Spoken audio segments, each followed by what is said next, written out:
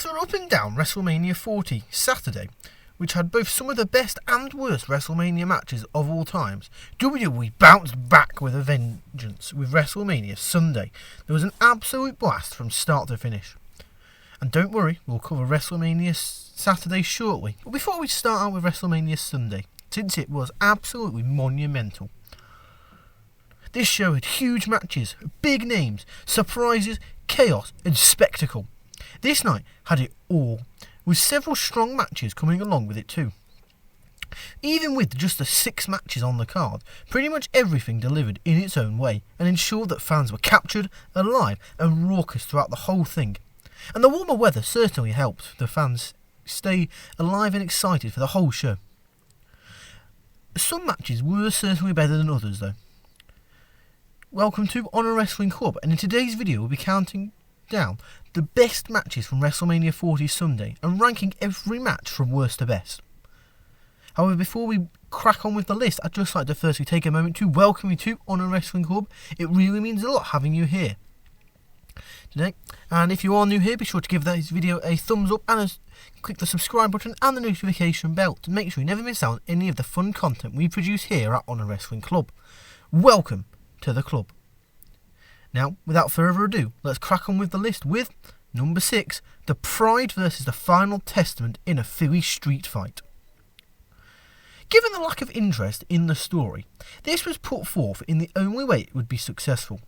Just a match full of weapons, tables and WWE-style silliness. WWE's edition of Bubba Ray ensured that the Philly crowd was into it for some moments, as Snoop Dogg's commentary was absolute gold for those watching at home. The match itself was bland for the most part though, even with the spots and bumps, and aside from the Bubba Ray Dudley bits, the Philadelphia audience were very disinterested. Some of the action was clunky, but overall it was fairly harmless for what it was. In number 5, with LA Knight versus AJ Styles. This was an enjoyable match, which managed to live up to the intensity of the feud leading up to it. The action was hot from the opening bell, and it felt like both men really wanted to hurt each other. And, thanks to this match, Knight managed to pick up the biggest win of his career thus far in his very first WrestleMania, which proved to be a very nice moment. The work done by Styles on Knight's leg was so-so, as his selling was inconsistent throughout the match, but it didn't take too much away from what was a strong clash that got better the longer it went on. The finish, however, did feel a tad anticlimactic, admittedly, but it was still a fun experience for what it was, and was definitely LA Knight's best match up to that point. In number 4, we have Seth Rollins versus Drew McIntyre, in brackets, versus Damian Priest for the World Heavyweight Championship. It was only fair that the rating with this match had the cash-in involved, as it was a pivotal part of the story of the whole thing. This was an electric match, with maybe one too many kickouts and finishes, but this was about McIntyre finally getting his moment in front of fans by winning a World Heavyweight Championship, which he did. However, he had to be a douche about it, celebrating with his family and right in CM Punk's face, who he'd only injured a couple of months before. And this obsession with CM Punk was his ultimate undoing, and this led to a post-match attack and a perfectly booked Money in the Bank cash-in from Damian Priest. Whilst Priest's title run may not have been anything to write home about, this cash-in was fantastic, and the whole angle was done wonderfully. This is a WrestleMania moment that was set up with months of storytelling, and has set up several months of storytelling, with moments from this not being finished off yet. However, it looks like SummerSlam we are going to finally get the match between CM Punk and Drew McIntyre. In number 3, we have Logan Paul versus Randy Orton versus Kevin Owens for the United States Championship. Now this was a lot of fun.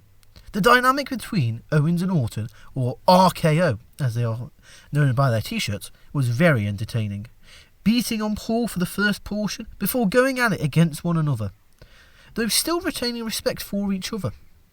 There were some really good sequences during this as well, and the match managed to avoid the usual triple threat tropes of one guy lies outside whilst the other two burn through their moveset, and then everyone switches positions and they rinse and repeat until they get to the final close. And there were some moments during this match to go viral, such as Randy Orton's face-off with I Show Speed. Paul once again showed off how good at professional wrestling he is, not looking out of place against two former world champions on the grandest stage of them all. Perhaps there were some predictable and repetitive moments with the brass knuckles and the prime bottle reveal, but overall the crowd really enjoyed this, and this triple threat match was fantastic. In number 2, we have Io Sky versus Bayley for the WWE Women's Championship. The crowd elevated this match a tremendous deal, putting in a lot of support for Bayley, who put in a fantastic underdog babyface style performance, highlighted by her selling of her knee, which was a key thread throughout the match. Io Sky's quickness and athleticism was great too, as she managed to shine in her first WrestleMania title match. The pacing of this match was a strong point as well, as it had a steady build to a hot crescendo where Bayley managed to get her first singles victory on the grandest stage of them all. This was a wonderful title match between two former friends turned bitter enemies. And really, Bayley deserves so much more, and deserves so many flowers for how great she is. And in number 1, predictably, was Roman Reigns versus Cody Rhodes for the undisputed WWE Universal Championship in a Bloodline Rules match. This was ridiculous in all the best ways. The first 3 quarters of this match were fantastic, with a big fight feeling filling the stadium as Roman Reigns and Cody Rhodes went to battle in front of an absolutely thunderous and electric crowd. The wrestling was predictably great, the sequences were strong, the back and forths were intense, and the characters' work from both men was nearly flawless.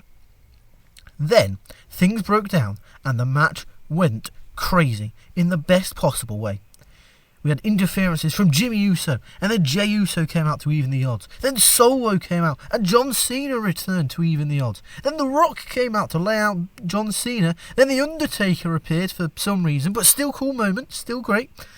And then, after all being down, the Shields music hit, and there was just a brief moment where the crowds thought, no, Dean Ambrose is back? But no, it was Seth Rollins in Shields fatigues. And this led to a completely chaotic spectacle that everybody loved dearly.